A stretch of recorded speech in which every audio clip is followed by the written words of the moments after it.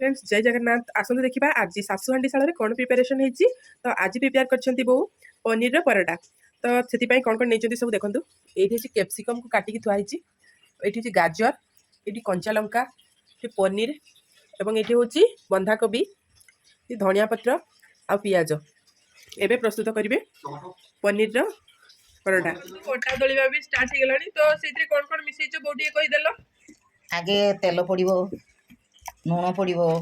कला जीरा पड़ो जुआणी पड़ो कस्तूरी मेथी पड़ो